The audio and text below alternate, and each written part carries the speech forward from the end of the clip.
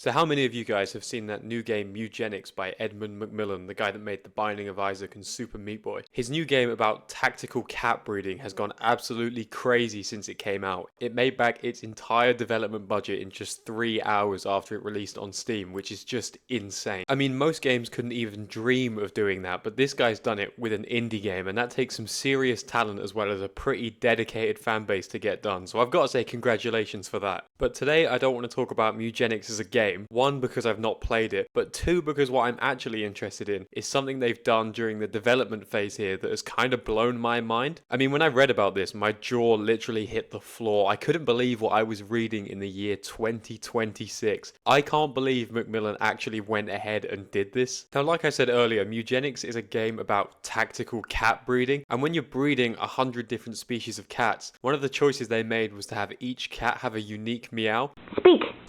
Good boy. So even though the game lacks voice dialogue, what it does have are a number of voices contributed to giving these cats meows. And when I say a number of voices, I'm not just referring to like having a lot of voice actors. What I'm referring to specifically is the talent behind some of these voices. Macmillan has got some insane cameos to appear in this game. We've got David Harbour from Stranger Things and Rivers Cuomo from Weezer. I mean, he's pulled names from all across the board just for these cat meows, which for one I think is quite impressive, but it's also led to quite a bit of controversy.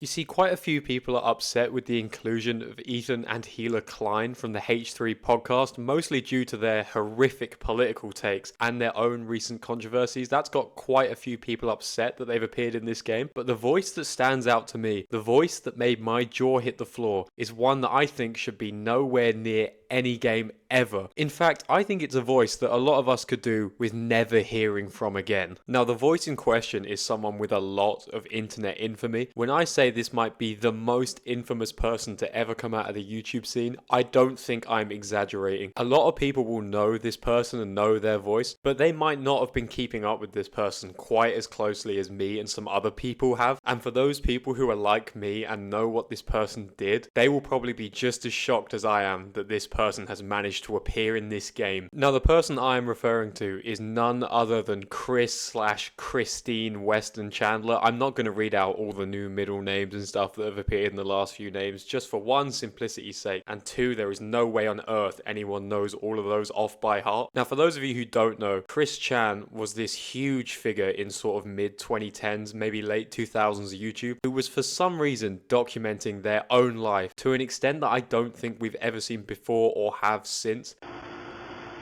Hey Ivy, I'm doing this video for you. Oh, we are going to have so much fun together when you and I are together.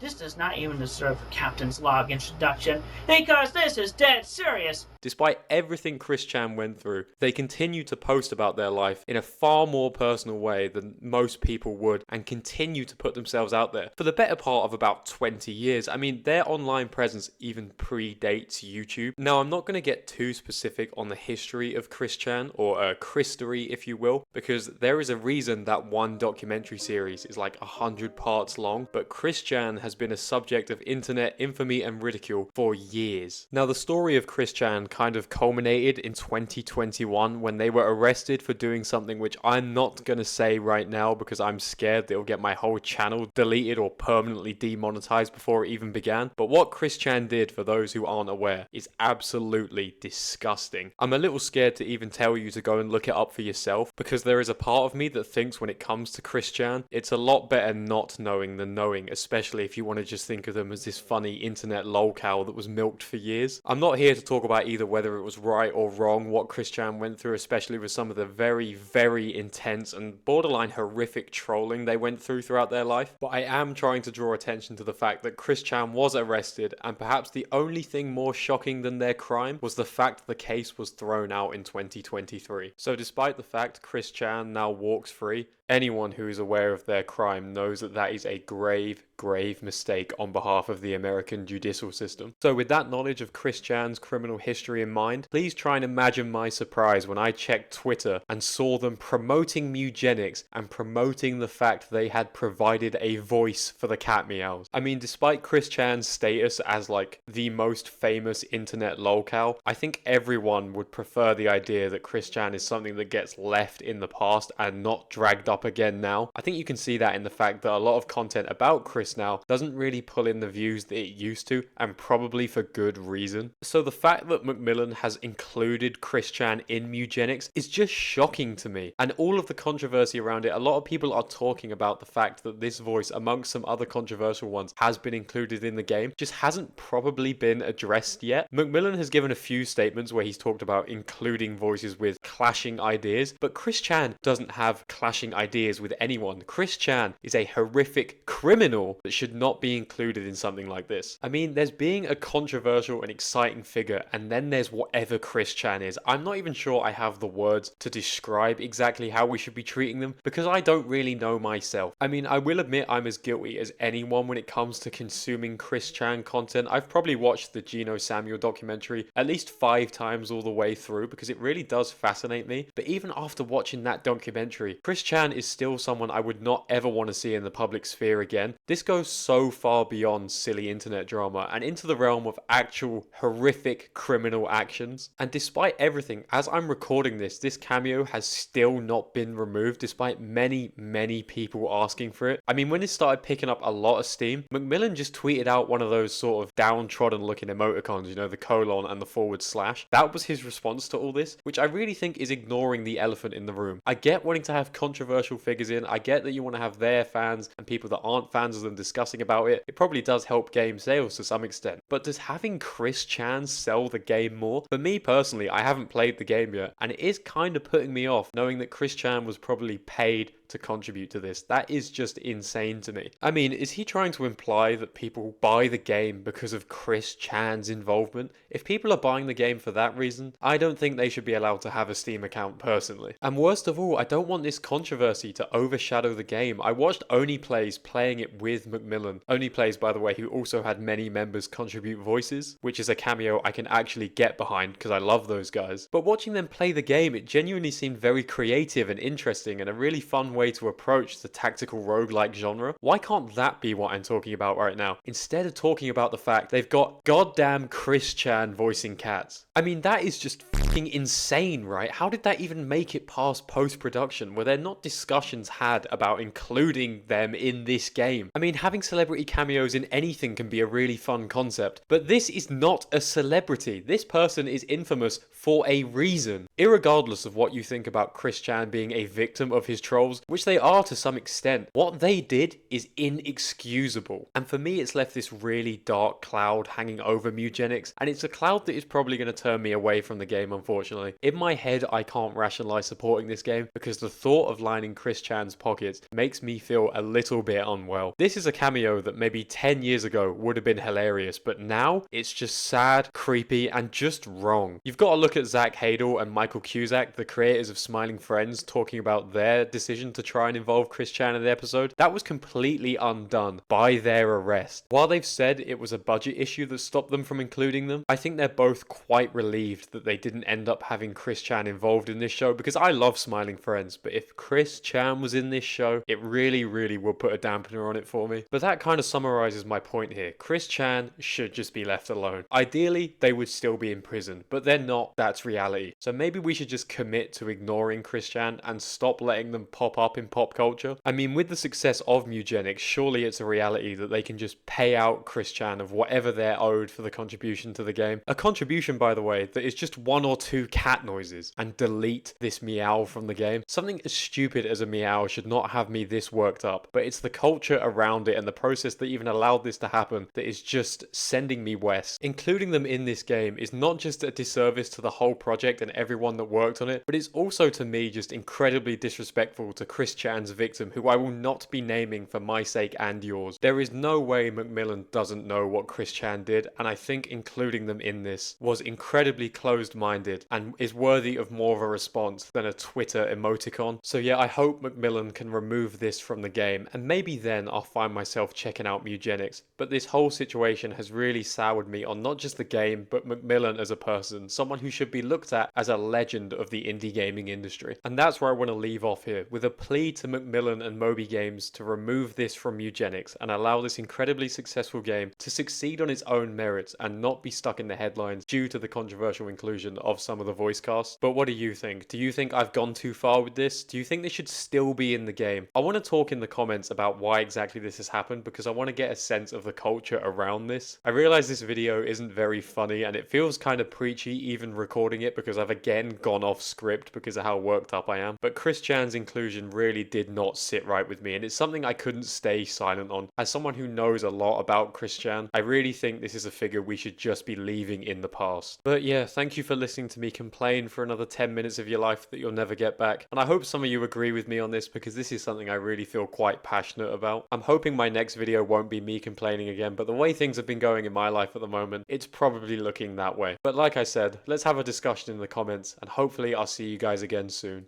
Oh, that's my secondary phone. That's your secondary phone? Yeah, I have two phones, one for the trolls and one for my home. I got two phones, one for the boys and one for my friends. You think I need two phones?